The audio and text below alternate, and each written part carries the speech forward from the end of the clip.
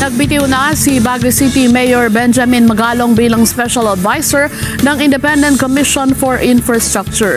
Sa kanyang pahayag na inilabas sa Facebook ngayong araw, Setyembre 27, aminado ang alkalde na hindi naging madali para sa kanya ang pagbibitiw sa nasabing pwesto sa ICI.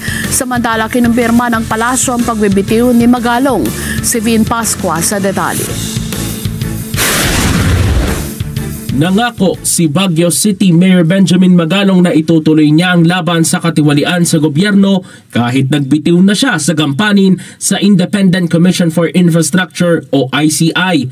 Sa statement, iginiit ni Magalong na walang conflict of interest sa kanyang gampanin sa ICI bilang Special Advisor at Investigator. Paglilinaw pa ni Magalong, nagbitiw siya sa komisyon para protektahan ang integridad ng ICI at sa misyon nitong sawatahin ang katiwalian. Hinikayat din nito ang mga Pilipino na maghanda para sa mahabang laban dahil ang mga nasa likod ng tiwaling gawain ay nakabaon ng malalim at dapat tapatan ng katatagan ng kalooban. Dagdag pa niya na ang kapangyarihan ng publiko ay higit na matatag kaysa sa kapangyarihan ng ilan. Nagbitiw si Magalong matapos sabihin ng Malacanang na rerepasuhin ng palasyo ang appointment ng Baguio City Mayor sa ICI dahil hindi nais ni Pangulong Bongbong Marcos na magkaroon ng conflict of interest ang appointment nito sa kanyang gampanin bilang alkalde ng Baguio City. Kung may issue po tungkol sa conflict of interest at paglabag sa konstitusyon dahil nagdadalawampung trabaho siya, ang sabi po ng Pangulo ay ipapaaral na ito sa legal team at kung saan po siya maaaring maisama or saan po siya nararapat ay doon po siguro siya pwedeng isama para po hindi ma-compromise ang independence ng ICI at hindi rin po magkaroon ng violation sa anumang batas.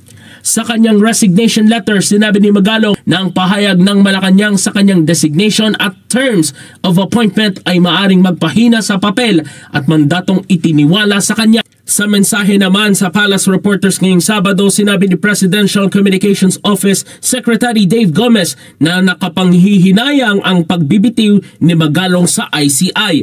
Gayunman, mas mataas niya ang inaasahan ng publiko sa ICI kaysa sa isang tao.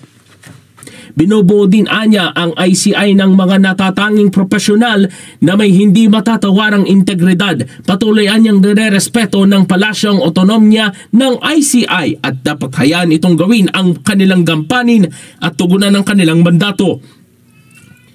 Unang sinabi ni Pangulong Marcos Jr. na kinikilala niya ang integridad at track record ni Magalong bilang investigador ng italaga itong Special Advisor ng ICI. Vin Pascua para sa Mata ng Agila. Matatag, matapang, matatag.